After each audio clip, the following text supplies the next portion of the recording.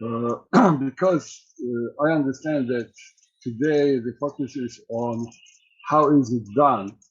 When we talk about transdisciplinarity, I would like to talk about education for transdisciplinarity. And my contribution is intended as a critical reflection on my experience in the curriculum development and implementation guided by the idea of transdisciplinarity.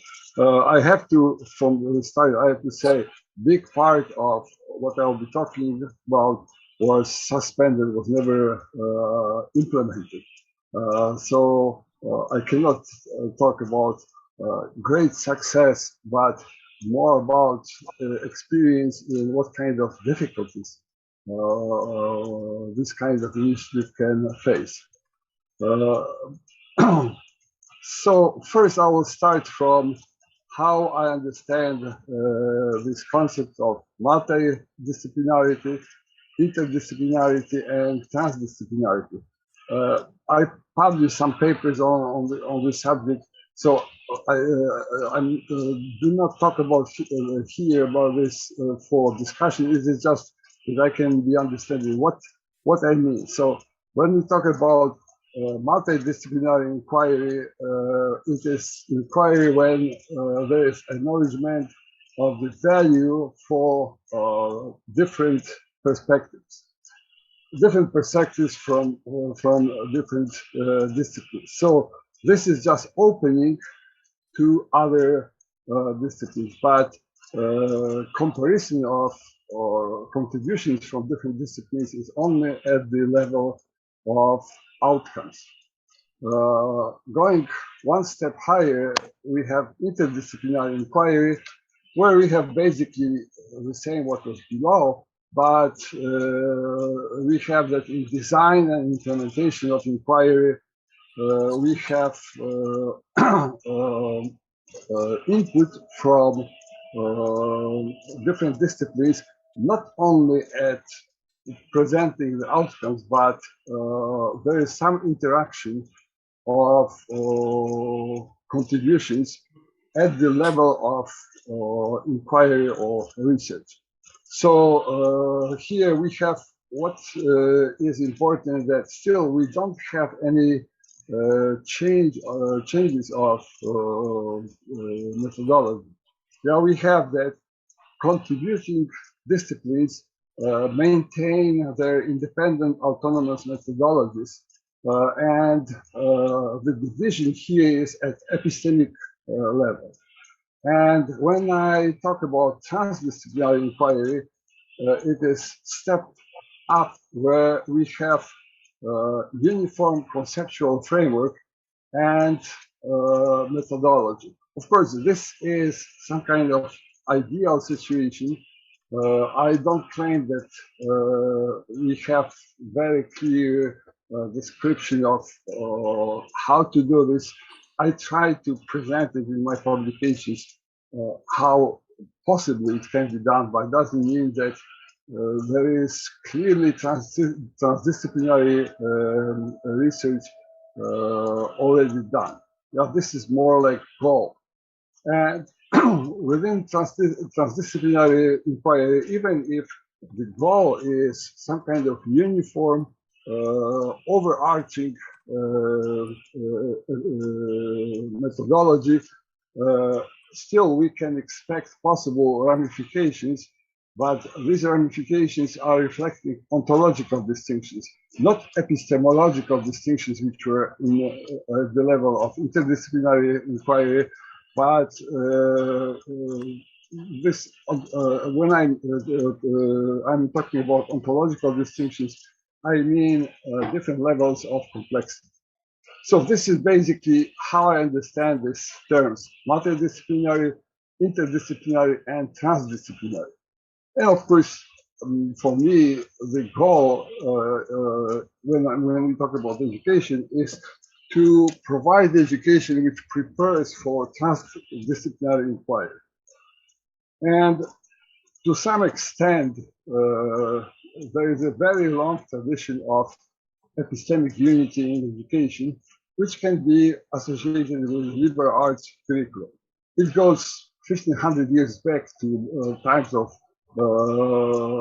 Boethius, Marcellus. I will not talk about this, but there was this concept that education should provide tools, universal tools for any form of inquiry. However, we have very, very long tradition of liberal arts curricula. It was changing. The key point for me was Red Book of Harvard from 1944 or 45, I don't remember, where there were some ideas which were like very important, but which were never implemented.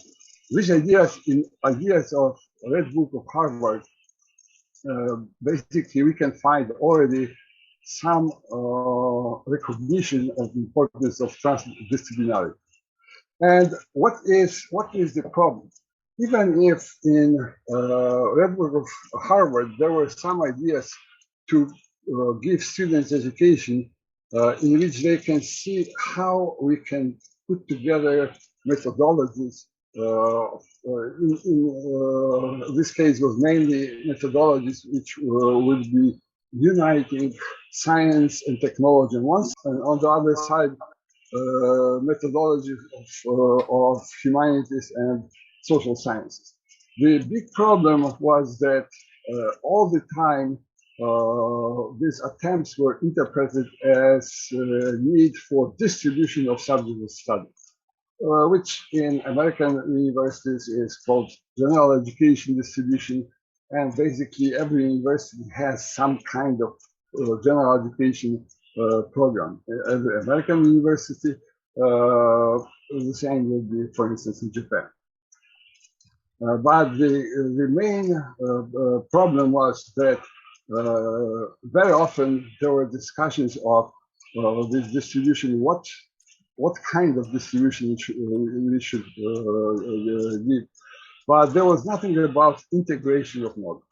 So this was naive expectation that if we tell students, you have to study art, you have to study literature, you have to study physics, you have to study mathematics, that if they take courses, which are typically watered down courses, that students will be able to put together all this into something, some coherent whole. And so for many, many years, my educational activities, I was originally I was Dean of Academic Affairs at Minnesota State University, Akita. Then I was Dean of Academic Affairs at Akita International University. And I assisted founding president of the university, Dr. Minao Nakajima, with development of this kind of curriculum, which would, I can say, at this stage, it was very far from transdisciplinarity. It was maybe beginning of interdisciplinarity. You can see here the framework. There were goals, educational goals in this vertical column, and then methods of inquiry, and all curriculum was supposed to be developed within this framework, that students, by taking courses in their undergraduate studies, they should acquire, they should achieve these educational goals to some degree, and they should acquire some methodologies which are here in on this side. Yeah, so on one side here we have what was most important. I have to say that President Nakajima was very interested in language education, foreign language education, and he also was very interested in understanding of globalization. For me, more important was integration of knowledge from the broad foundation of multiple disciplines and intellectual autonomy and ability to make decisions. I also propagated this idea of including in curriculum recognition of own cultural identity and understanding of other cultures.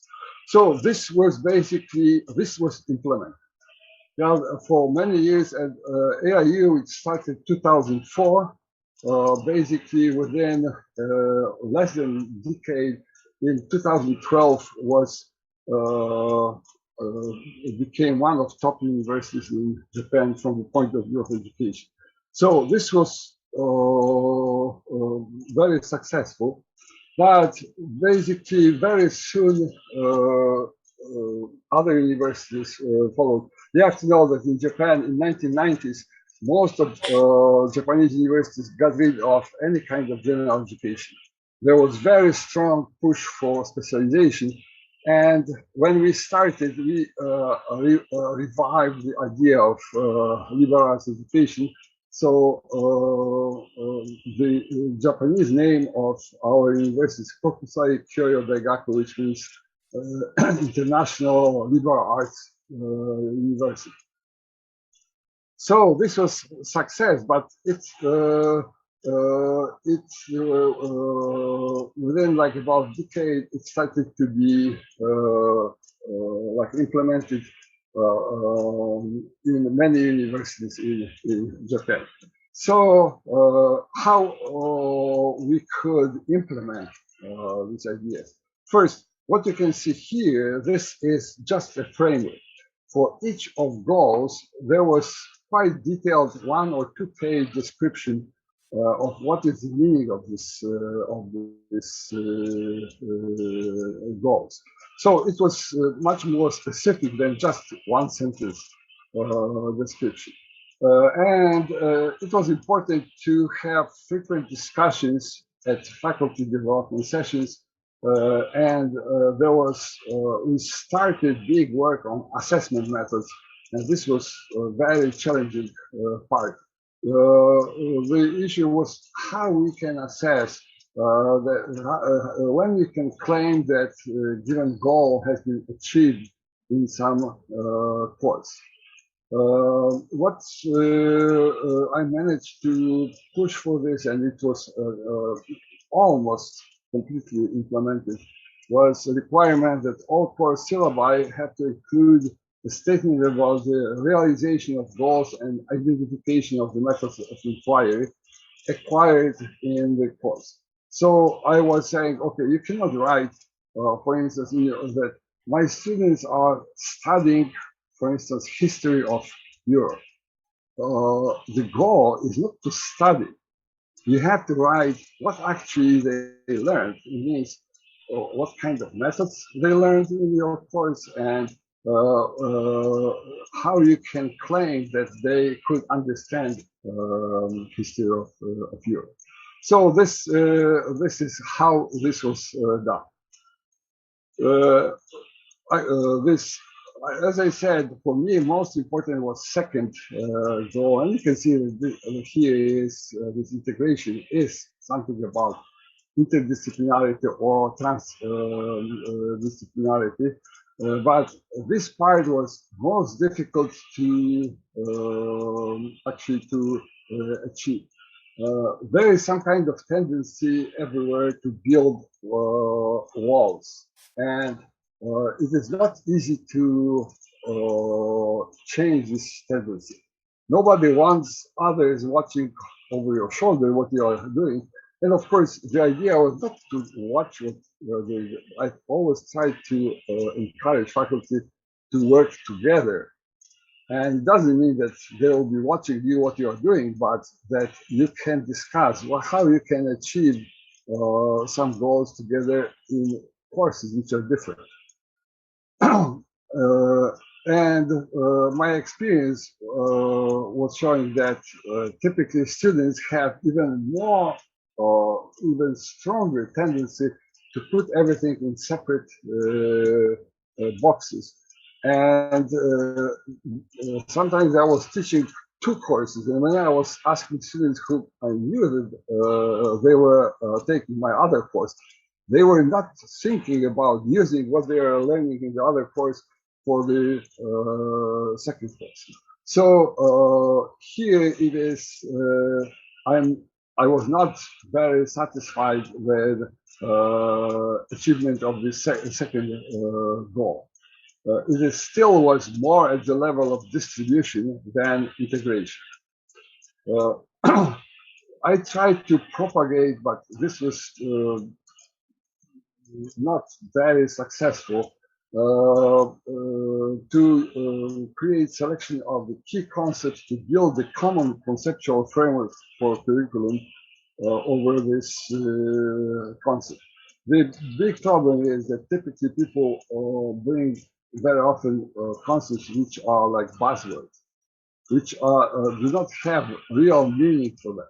So for instance, you can see that here we have understanding globalization. I don't say that globalization doesn't exist, but even if you ask teachers, instructors who are teaching about globalization, what globalization is, very often it turns out that teachers do not know. For instance, globalization has very clear meaning in the domain of economical studies. But there is no globalization. There is, for instance, one of the characteristics of globalization is movement of labor force. There is no movement of labor force. There is movement of capital, but not movement of labor force. So there were problems that still there was when I tried to ask faculty to work on finding this concept which could be used to integrate curriculum, it was not very easy. I tried to propagate information. I'm involved for years in study of information, and the big problem is even when you talk to people who are working on information, they are pulling study of information towards themselves.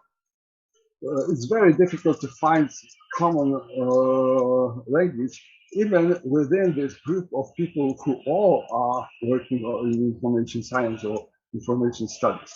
So this is the part which was not completely achieved.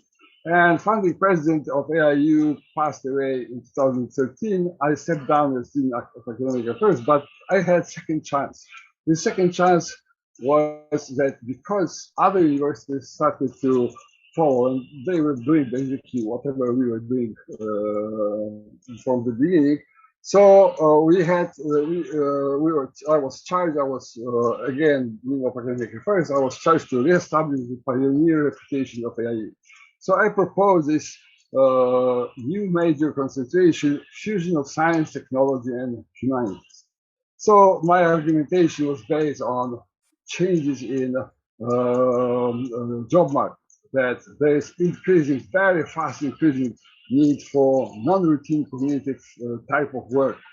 So this was like one of arguments for this, for motivation. Then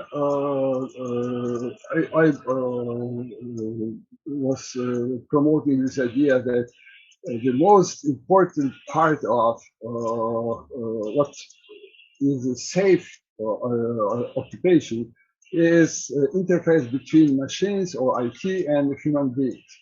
So for this purpose, we have to have sharing meaning, and with this, we have to have capacity to synthesize information into knowledge.